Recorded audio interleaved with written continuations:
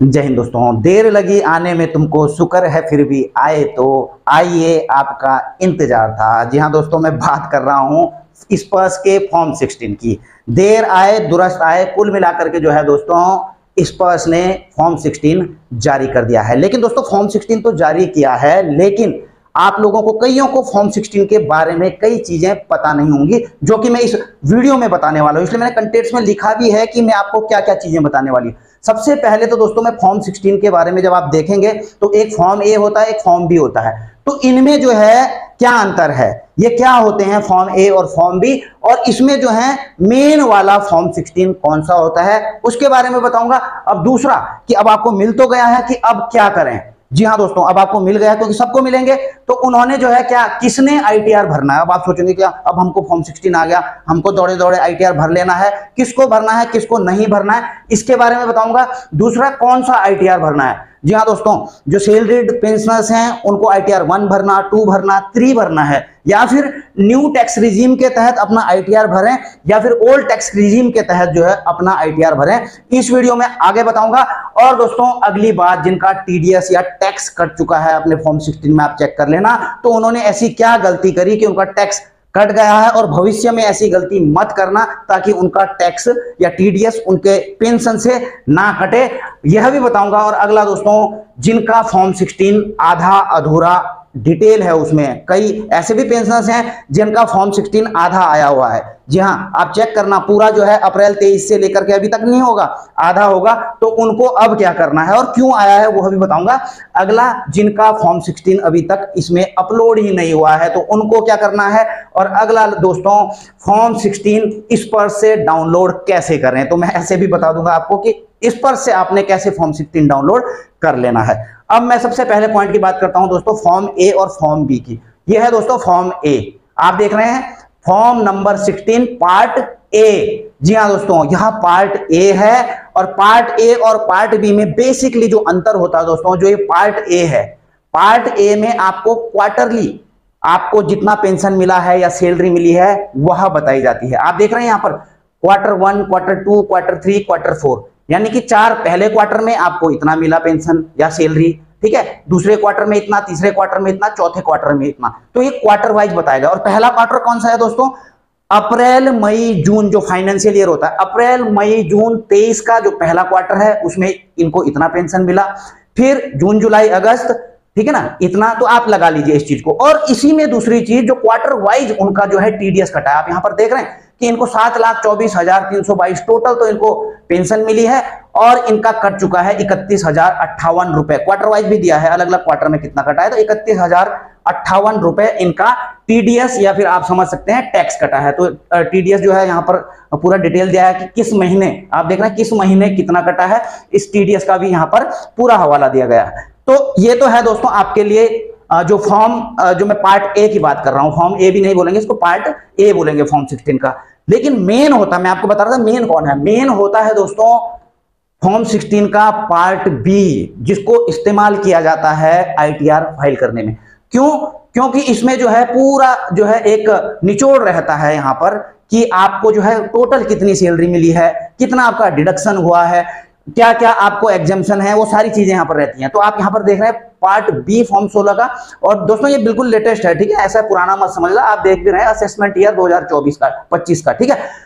तो salary as per provision आप देख रहे हैं, इनको 7,24,322 रुपए इनको सैलरी मिली है, ठीक है। और ये सारी डिटेलें रहती हैं दोस्तों, ठीक है ना। अब देखिए जो नए नए पेंशन आते हैं तो उनका अंडर सेक्शन 10 में भी डाला जाता है, ये सारी चीजें होती हैं, एग्जम्पशन मिलता है, जिनको ग्रेचुइटी मिलती है, कम्यूटेशन, लीव इनकेसमेंट, तो यहाँ पे मेंशन कर देते हैं। लेकिन जब इनका तो नॉर्मल पेंशन आ रहा है, तो चाहे आप सैलरीड हैं चाहे पेंशनर्स हैं, आपकी टोटल यहाँ पर लिखी रहेगी। और दूसरा दोस्तों 50,000 का डिडक्शन, स्टैंडर्ड डिडक्शन मिलेगा आपको, जो भी सैलरीड और पेंशनर्स हैं, यानी कि 50,000 पर की छूट रहती है, इसमें आपको टैक्स नहीं देना पड़ता है। तो आप देख रहे हैं 724 में से ये 50,000 इन्होंने घटा दिया है, और 6,74,322 रुपए इनकी टोटल इनकम इन्होंने यहाँ पर जो ग्रॉस टोटल इनकम है वह निकाली है। अब देखिए दोस्तों, अब इसके बाद क्या हुआ दोस्तों कि इन्होंने जो है स्पर्श पोर्टल में जाकर के इन्होंने अपना इन्वेस्टमेंट डाला, वो भी दिखा रहा है यहाँ पर कि इन्होंने जो है 75,000 का इन्वेस्टमेंट दिखाया है, चाहे वो लाइफ इंश्योरेंस में दिखाया हो, फिर हाउसिंग लोन में, जिसमें भी दिखाया हो,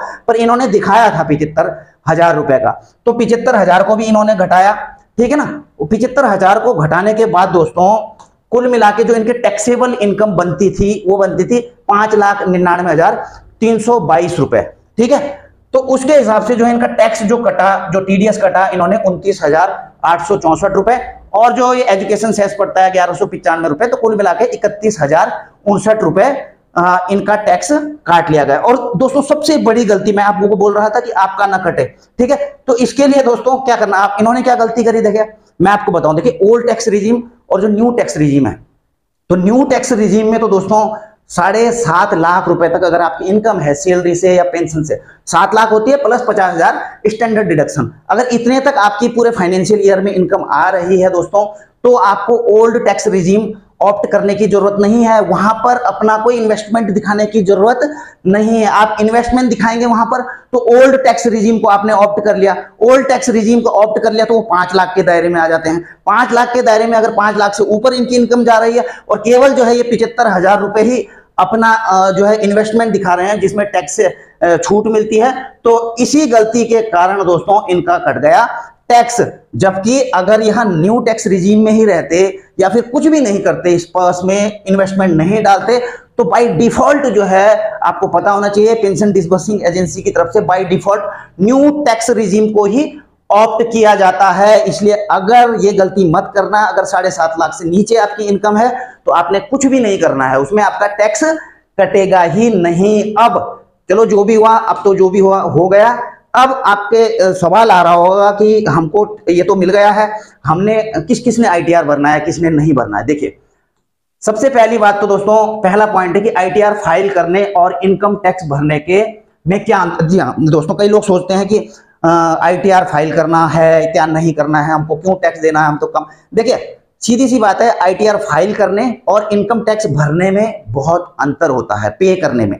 आईटीआर फाइल दोस्तों सब कर सकते हैं, ठीक है ना, लेकिन इनकम टैक्स पे कौन करता है, जो उस जिनकी इनकम उस दायरे में आ रही होती है, ठीक है। तो आईटीआर फाइल सब कर सकते हैं, इसका ऐसा नहीं है कि मैं करूं या ना करूं, मेरी तो इनकम ही कम है, कर सकते हैं। और दूसरी बात, किसको जरूरी है करना और किसको जरूरी नहीं है यह भी बता दूं कि 60 साल से कम अगर आपकी उम्र है दोस्तों, आपकी इनकम जो फाइनेंशियल ईयर की 2.5 लाख रुपए से कम है अगर, या फिर अगर 60 साल से ऊपर है और 3 लाख रुपए से आपकी फाइनेंशियल ईयर की इनकम जो सैलरी पेंशन आ रही है वो 3 से कम है, तो ये भर तो सकते हैं, ऐसा कोई दिक्कत नहीं है, ये भर सकते हैं अगर ये चाहें। लेकिन इनके लिए मैंडेटरी नहीं है कि ये आईटीआर फाइल करे ही करें, ठीक है ना। टैक्स तो वैसे भी नहीं कटना इनका, लेकिन आईटीआर फाइल कर सकते हैं, लेकिन करें यह जरूरी नहीं है, इनके लिए कोई अनिवार्यता नहीं है। इससे ऊपर, और इसमें ज्यादातर खासकर फैमिली पेंशनर्स ही आते हैं, ठीक है ना। बाकियों को तो मिल ही रहा है 2.5 लाख या 3 लाख से ऊपर, तो उनको दोस्तों फाइल करना चाहिए इनकम टैक्स रिटर्न। भले ही 0 इनकम टैक्स रिटर्न फाइल करो, पर करना चाहिए। बड़ा आसान होता है दोस्तों सैलरीड पेंशनर्स के लिए तो आईटीआर फाइल करना, इसलिए जरूर करना चाहिए। अब सवाल यह उठता है कि उसमें 2 रहते हैं दोस्तों, अलग अलग रहते हैं कि आईटीआर 1, 2, 3, 4। अब आप सोच रहे होंगे कि यार सैलरीड या पेंशनर्स हैं तो हमको कौन सा वाला आईटीआर फाइल करना चाहिए। देखो सबसे पहली बात, जो सैलरीड और पेंशनर्स जिनकी केवल इनकी इनकम सैलरी और पेंशन से आती है, तो उनको आईटीआर 1 फाइल करना चाहिए, ठीक है। जो ये क्लियर हो गया आपको। लेकिन दोस्तों यदि आपकी इनकम सैलरी पेंशन से तो है ही, इसके अलावा म्यूचुअल फंड से भी आपकी कुछ इनकम हो रही है जिसको आपने रिडीम किया है, ठीक है। इस शेयर मार्केट से आपका गेन हुआ है, कुछ लॉस हो रहा है, आपकी प्रॉपर्टी सेल परचेज हुई है, कुल मिलाकर के आप कैपिटल गेन प्राप्त कर रहे हैं या फिर वहां पर लॉस आपको हो रहा है, तो आपको सैलरी के साथ साथ में ये सारी चीजें दिखाने के लिए आईटीआर 2 फाइल करने की जरूरत है। आप इस चीज को भी भली भांति समझ चुके होंगे। अगला, आपको न्यू टैक्स रिजीम में जाना चाहिए या ओल्ड टैक्स रिजीम में जाना चाहिए।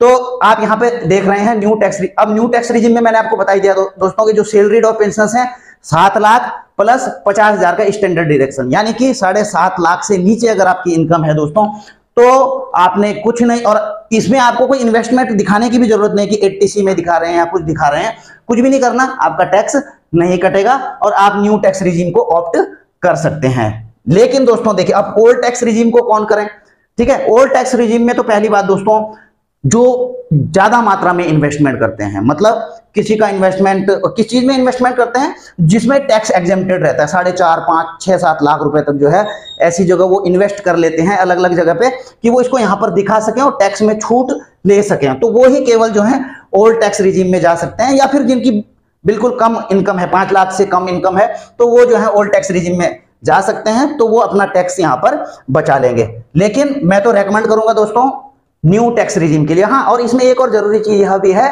कि जो आपकी पेंशन है दोस्तों, उसमें कम्यूटेशन जो कटता है, आपका कम्यूटेशन रीस्टोर होता है, वो आपकी इनकम में नहीं आता है, यानी कि उसमें आपको टैक्स नहीं पड़ेगा, वो अलग ही हो जाता है। ठीक है, तो कम्यूटेशन का एक फायदा ये जरूर होता है कि जो इसकी रिकवरी होती है जितने अमाउंट पर, उस पर टैक्स नहीं कटता है। देखिए दोस्तों, मुझे आ चुका है पसीना कंटिन्यू, मैंने 1 सेकंड भी बंद नहीं किया है बोलना। तो अगर आपको लग रहा है दोस्तों कि हम मेहनत करके आपके लिए प्रेजेंटेशन लेकर के आ रहे हैं, तो कृपया करके वीडियो को आप 0.1 सेकंड लगता है लाइक करने में, तो लाइक तो कर ही दीजिए दोस्तों।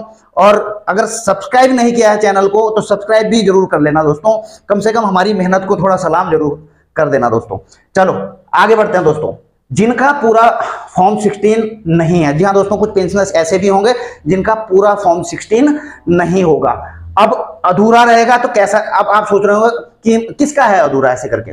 देखिए फॉर्म 16 जो आपका आया है वो है अप्रैल 2023, यानी कि फाइनेंशियल ईयर का 2023 से लेकर इसमें डिटेल रहेगी मार्च 2024 तक की। लेकिन कुछ लोगों का क्या हुआ होगा कि बीच में जिनका माइग्रेशन हुआ होगा, अब इस चीज को समझना होगा आपको। ठीक है, इस बीच में यानी कि अप्रैल 2023 के बाद, सपोज लगा लो कि जून, जुलाई, अगस्त, सितंबर 2023 में इनका माइग्रेशन हुआ, अक्टूबर, नवंबर जब भी हुआ मतलब मार्च 2024 से इनका माइग्रेशन हो चुका बैंक से इस पर्स में, तो इस वर्ष केवल जो है जितने महीने की इस पिछले फाइनेंशियल ईयर में इस पर्स ने आपको पेंशन दी होगी, केवल उतने ही महीने का फॉर्म 16 जारी करेगा आपके लिए। उससे पहले का जब बैंक आपको पेंशन देता था, तो बाकी अगर आप फॉर्म 16 को पूरा करना चाहते हैं तो बैंक से ले सकते हैं आप उसको। उससे पहले का जब तक बैंक ने दिया है आपको, तब तक का फॉर्म 16 आपको बैंक देगा। इस चीज को भी आप समझ रहे हैं। अगली बात दोस्तों, जिनका अभी तक अपलोड नहीं हुआ, कई पेंशनर्स अभी ऐसे भी होंगे दोस्तों कि कमेंट करेंगे हमारा तो आया ही नहीं है। देखिए जिनका नहीं आया है तो मेरे ख्याल से 5 या 6 तारीख से इस पर्स में अपलोड होना शुरू हो चुके हैं, तो लेकिन अब काफी मात्रा में अपलोड होना शुरू हो चुके हैं। तो जिनका अभी तक नहीं आया है दोस्तों, थोड़ा जो है वेट कर लें। तो वो सोच रहे होंगे यार अब कैसे आईटीआर भरें, क्या करें। ठीक है, तो 31 जुलाई लास्ट डेट है आईटीआर भरने की, तो अभी वेट करिए, 2-3 दिन के अंदर मेरे हिसाब से अपलोड हो जाएगा आपका। और इसको इस पर्स ने भी अब क्लियर लिख दिया, मैं आपको आगे बताऊंगा। ठीक है, इसके अलावा आपके पास ऑप्शन भी ऐसी बात नहीं है। 26 AS है, AIS इनकम टैक्स की वेबसाइट से आप इसे डाउनलोड कर सकते हैं, TIS कर सकते हैं। तो कुल मिला के आपने जो फॉर्म 16 ले लिया है, तो 26 AS, AIS, TIS तो आप कर ही लीजिए डाउनलोड, कोई बड़ी बात इनको है नहीं। तो इसके साथ आप मैच कर सकते हैं। और जो AIS, TIS आएगा ना दोस्तों, इसमें आपकी पूरी डिटेल आ जाती है। ठीक है ना, कि आपने म्यूचुअल फंड में कितने शेयर बेचे हैं, ठीक है, कितना आपको लॉस हुआ, कितना प्रॉफिट, प्रॉपर्टी आपने बेची, खरीदी है, ये सारी चीजें आ जाती हैं। मार्केट से आपका जो भी है ये इन चीजों में आ जाती है। ये फॉर्म 16 में नहीं आती। फॉर्म 16 में तो केवल आपका सैलरी पेंशन का आएगा, लेकिन जो इनकम टैक्स की वेबसाइट में होता है उसमें आपका सैलरी, पेंशन सब चीज आएगा। और उसके अलावा अदर जो भी आपने वो किया है, TDS बैंक से आपका TDS कटा होगा, या फिर अगर आपने एक्स्ट्रा जो है वहां पर टैक्स चुकाया है, कुछ भी करा है, ये सारी डिटेलें इनमें आ जाती हैं। तो जो इनकम टैक्स जो चाहिए होते हैं AIS, TIS, इसको तो देखते हैं फॉर्म 16 को अपना मैच करने के लिए, लेकिन मेन उनके लिए होता है दोस्तों AIS, TIS। ठीक है, क्योंकि ये मिसमैच करेगा तो इनकम टैक्स डिपार्टमेंट की तरफ से आपको जो है उसका ऑब्जर्वेशन जरूर आ जाएगा। तो और 26 AS का तो दोस्तों मैंने अभी आज ही वीडियो बनाया सुबह। ठीक है, आप देख भी रहे हैं कि इसमें केवल जो है 5000 व्यू आए हैं दोस्तों। देखिए जिसमें ज्ञान की बातें होती है ना, उसमें कभी भी कम व्यू आते हैं, खुद ही देख रहे होंगे। ठीक है, लेकिन अच्छी चीज है, आप इसको देख सकते हैं इस वीडियो को। 26 AS कैसे डाउनलोड करना, मैंने पूरी प्रक्रिया इसमें बताई है। अगला दोस्तों ये देखिए इनकम टैक्स, ये आपका स्पर्श पोर्टल है। स्पर्श पोर्टल ने जो है अब ऊपर स्क्रॉलिंग में भी डाल दिया है कि important form 16 certificate of tax deduct एसोस for financial year 23-24 is now available, कि अब हमारे पास में अवेलेबल है। Pension can log in to Sparsh portal and obtain the same from my document section. जी हाँ दोस्तों, माई डॉक्यूमेंट सेक्शन में, यानी कि आपने स्पर्श में लॉग इन कर लेना है। ठीक है, अब लॉग इन करेंगे आप दोस्तों, तो आप यहां पर देखिए। अब मैं यह नहीं बताऊंगा कि किस प्रकार से लॉग इन करना, कई वीडियो में बता चुका हूं। ठीक है, लॉगिन करेंगे, माई डॉक्यूमेंट सेक्शन में जाएंगे। अभी ध्यान इसमें एक चीज का रखना, अभी मैं बताऊंगा क्या ध्यान रखना। देखिए जब आप माई डॉक्यूमेंट में जाएंगे तो इस प्रकार का आपका खुल जाएगा, पर लेकिन इसमें ध्यान क्या रखना, एक बड़ी चीज है दोस्तों, टेक्निकल चीज है, कोई नहीं बताता, लेकिन फोन को आप रोटेट कर लेना लैंडस्केप में, ठीक है। ऐसे खड़ा रखेंगे तो इतना ही दिखाई देगा आपको, ये आगे का दिखाई नहीं देगा, आप परेशान हो जाएगा कैसे करना कैसे करना। तो ऊपर जो रोटेट का आता है उसको क्लिक करके आप फोन को ऐसे रोटेट करेंगे तो ये पूरा आ जाएगा, और यहाँ पे लास्ट में रहता है ये फॉर्म 16, आपने इसको क्लिक कर लेना है। यहाँ पर इस प्रकार से आएगा, तो आपने 2024 यहाँ पे जाके 2024 कर देना, सर्च करोगे तो आपको यहाँ पर मिल जाएगा फॉर्म ए, ये पार्ट ए और पार्ट बी, दोनों पार्ट मिल जाएंगे, आप इसको इजीली डाउनलोड कर लेना। तो दोस्तों कुल मिलाकर के जो कुछ मुझे बताना था आपको वह बता दिया। जानकारी अगर आपको अच्छी लगी हो दोस्तों तो वीडियो को लाइक जरूर कर लेना। वीडियो को करो ना करो दोस्तों, अभी पसीना देख रहे होंगे, इस गर्मी में मैं लगातार बोल रहा हूं, कम से कम इस पसीने को लाइक जरूर कर लेना है। चैनल में अगर आप नए हैं तो चैनल को सब्सक्राइब कर लेना और वीडियो को ज्यादा से ज्यादा शेयर जरूर करना दोस्तों। इसी के साथ अपनी वीडियो यहीं पर समाप्त करता हूं, जल्द मिलेंगे नई वीडियो में नई जानकारी के साथ। जय हिंद, वंदे मातरम।